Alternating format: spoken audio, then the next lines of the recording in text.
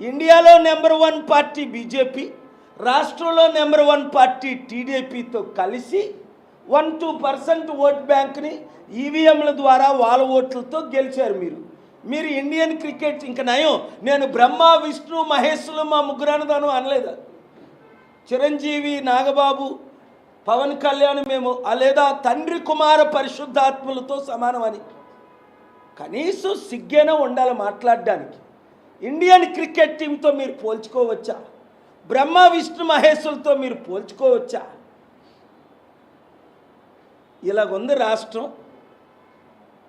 సర్వనాశనం అయిపోయింది. కాపాడడానికి ప్రయత్నిస్తున్నాం. Thank you very much. నా సామాజిక వర్గం ప్రజలే. నేను కులాలకి మతాలకి అతీతం.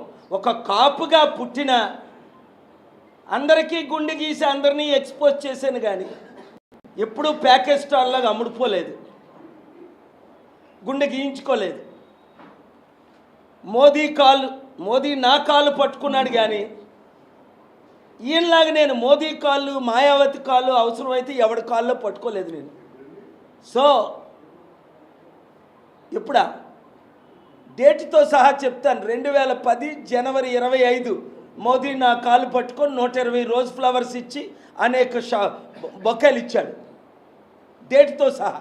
అది అహ్మదాబాద్లో. ఈయన ఎప్పుడు ఎవరి కాలు పట్టుకుంటున్నాడో పవన్ కళ్యాణ్, చిరంజీవి మీరు రోజు చూస్తూనే ఉన్నారు. 2019లో మాయావతి కాళ్ళు.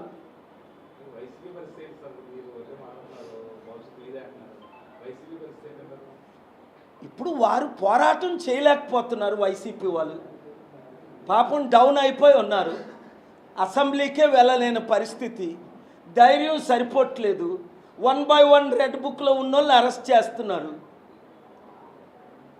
మరి ఎవరో ఒకరు అపోజిషన్ ఉండాలి కదా మోదీకి, చంద్రబాబుకి, పవన్ కళ్యాణ్కి, కేసీఆర్కి, రేవంత్ రెడ్డికి. తత్మా చిన్న వాళ్ళందరూ ఇప్పుడు చిన్న పార్టీలన్నీ క్లోజ్ అయిపోయాయి కదా. ఇప్పుడు 10 చిన్న పార్టీలు ఆవిర్భవించాయి. నేను ముందే చెప్పాను, చిరంజీవి పార్టీ క్లోజ్ అయిపోద్ది. అయిపోయిందా లేదా?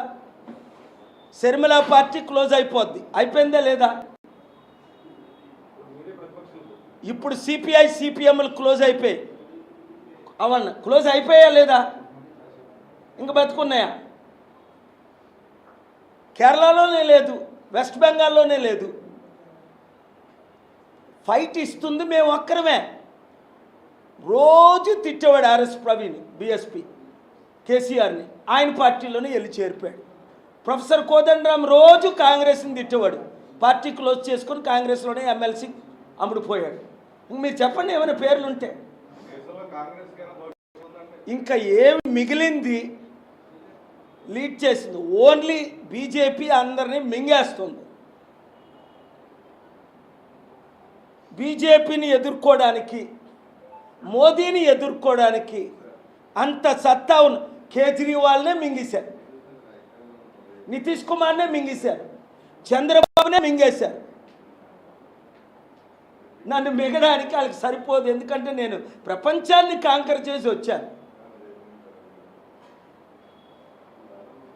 బడుగు బలహీన వర్గాల జాతికి సంబంధించిన ఒక హిందూగా పుట్టి బీసీగా, కాపుగా ప్రపంచంలో ఏ విధంగా అభివృద్ధి చేశానో దేశాన్ని అభివృద్ధి చేసే సత్తా నాకుంది. ఇప్పుడు చంద్రబాబు నాయుడు గారు పిలిచినా, రేవంత్ రెడ్డి పిలిచినా, నరేంద్ర మోదీ గారు పిలిచినా, మోదీ గవర్నమెంట్కి 75 బిలియన్లు ఇప్పించా.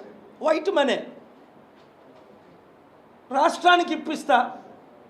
గవర్నమెంట్ పిలిస్తేనే కదా మనం ఫండ్స్ తేగలం. గవర్నమెంట్ సంతకాలు పెడితేనే కదా ఎంఓయూలు అవుతాయి. నేను పెట్టడానికి నాకు లేదు కదా. నేను చీఫ్ మినిస్టర్ని కాదు, ప్రైమ్ మినిస్టర్ని కాదు. అందుకే రాష్ట్రం బాగుపడాలంటే మీరందరూ మరలా వచ్చే ఎలక్షన్ల తర్వాతనే చూస్తారు. ప్రజాశాంతి పార్టీ వస్తేనే అప్పులు తీరుతాయి, అభివృద్ధి. ఇప్పుడు ఉన్న వాళ్ళందరూ, ఇప్పుడు చంద్రబాబు నాయుడు గారు వచ్చి 10 నెలలు అవల 1,50,000 కోట్ల అప్పు. ఉన్న అప్పు పెరిగింది, లేని అప్పులన్నీ తీసుకొస్తున్నారు, వడ్డీ పెరుగుతుంది, నష్టం సర్వనాశనం అయిపోయింది. కళ్ళతో కనబడుతున్నాయి. నేను మాట్లాడిని అని మీరు ఏ క్వశ్చన్ వేసుకున్నా నా దగ్గర జవాబు ఉంది. వాళ్ళైనా క్వశ్చన్ వేయచ్చు, మీరైనా క్వశ్చన్ వేయచ్చు. వాళ్ళ యుద్ధం రావుతారని చెప్పి ట్రంప్ అని యుద్ధం రావుతా అన్నాడు. అయితే ఇప్పుడు వాణిజ్య